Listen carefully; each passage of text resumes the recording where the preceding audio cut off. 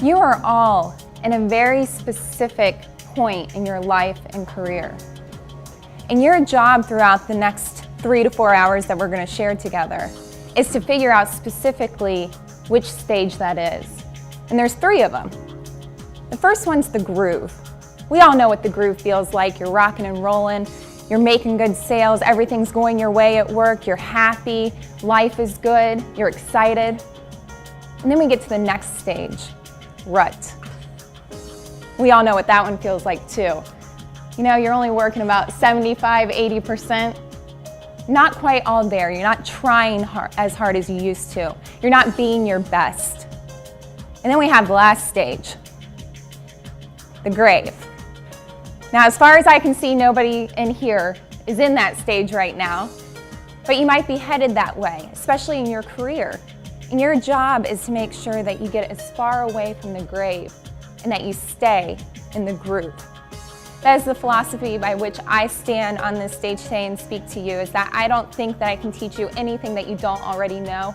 If I do, that's just a bonus, but what I hope to do is to make you think a little bit deeper and a little bit harder about the things you already know and have you evaluate where you are in your life spectrum, in your career spectrum. If you're in the groove, the rut, or the grave, I want to get you in the groove and keep you in the groove.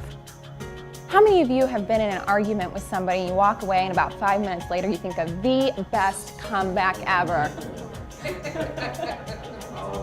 Oh, yeah, we all do it. And you know why? It's because in the heat of the moment when you're arguing, you're upset, you're full of negative energy and it just blocks your creativity, because creativity comes from a very inspirational, positive place. And that's all a really good comeback is creative. It's a piece of creativity.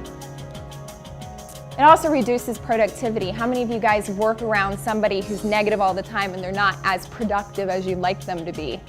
Not you, of course, you know, it's always the other person, but nobody wants to be a negative Nancy. I think there's a Nancy in here, right? I am so sorry. It only takes one person to tarnish your reputation or to deplete trust. And so your job, even if it's not my job, is to do the best thing and do the right thing every single time and to be consistent. But figuring out what are these messages of value that would go out to your customers that would help them build their business. And maybe it's a message that they send on to their customers and you've helped them look better in the eyes of their customers too. So you're helping build their business, you're helping them profit more, you're helping them build referrals and become trusted to their clients, and therefore you become trusted in return. You don't get great at selling in a day, you get great by selling day by day. You don't get great at anything in a day, you get great and best at anything day by day. Tiger Woods did not become the best golfer in a day, nor did he become a great cheater in a day. It took practice.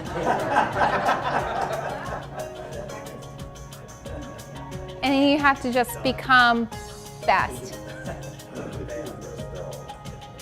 You have to get to that next level and become your personal best. And everybody's best is different, but you know if you're there or not. If you're in that groove, if you're in the rut, or if you're in the grave. And your job is to stay in that groove. My name is Stephanie Melish. I'm the double tall, non-fat, no-whip sales barista. It has been my pleasure to spend my time with you today.